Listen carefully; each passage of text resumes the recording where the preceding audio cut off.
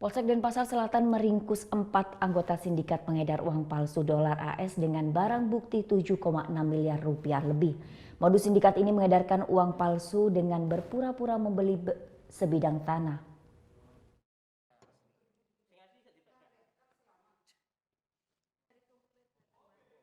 Uang pecahan 100 dolar dengan jumlah 580 ribu dolar AS palsu ini diamankan Polsek Denpasar Selatan dari tangan sindikat pengedar uang palsu di sebuah hotel kawasan Sanur Senin malam.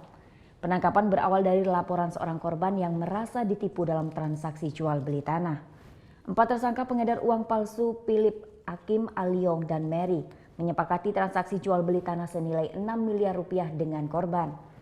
Tersangka sempat memperlihatkan uang dolar Amerika palsu setara 7,6 miliar rupiah.